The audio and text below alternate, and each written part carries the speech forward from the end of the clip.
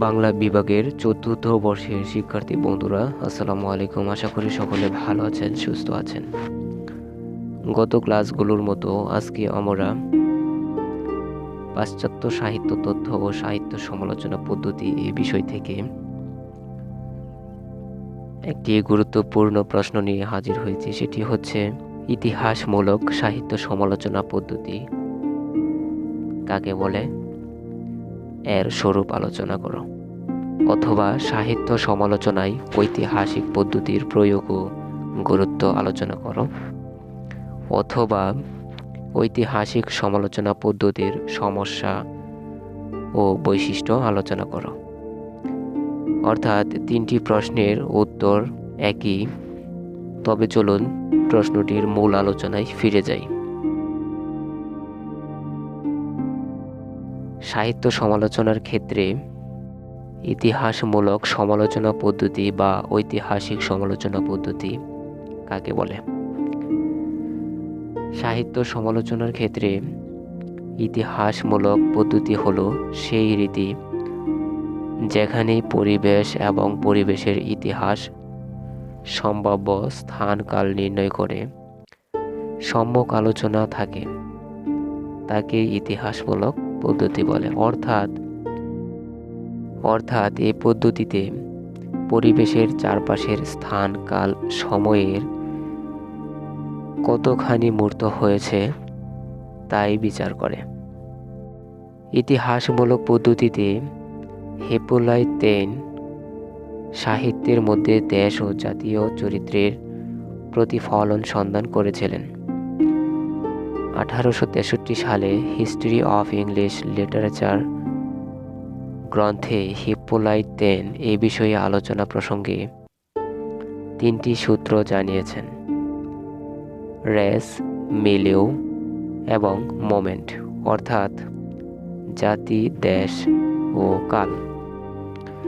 এই পদ্ধতি সাহিত্য সমালোচনার সময় সমালোচককে মূল রচনার মধ্যে দেশ, কাল, জাতির প্রভাব সন্ধান করতে হয়।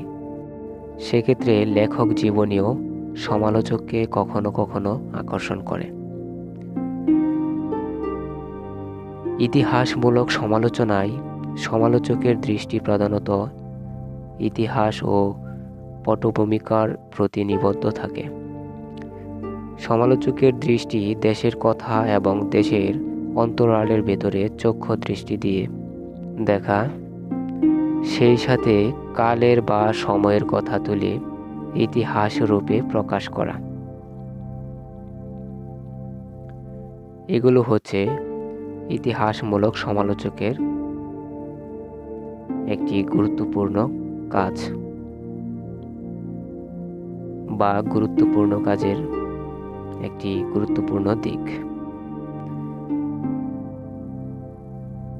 19 শতাব্দীর মধ্যভাগে সমালোচক অ্যাডলফ টেইন ফরাসি ভাষায় হিস্টোরিক ডে লিটারেচার অ্যাঞ্জেলাইস নামক ইংরেজি সাহিত্যের যে ইতিহাস তা তিনি 5 খণ্ডে রচনা করেন।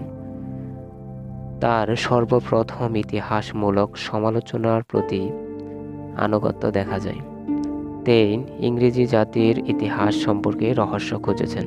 ইতিহাস সাহিত্যকে নিয়ন্ত্রণ করে নিশ্চয়ই, কিন্তু সাহিত্য সর্বোপরি ইতিহাসকে গ্রহণ করতে পারে না। আবার অন্যথায় সাহিত্য দ্বারা ইতিহাসকে পেরিয়ে পরিবেশের ঊর্ধ্বে উঠতে পারে। অর্থাৎ ইতিহাস সাহিত্যকে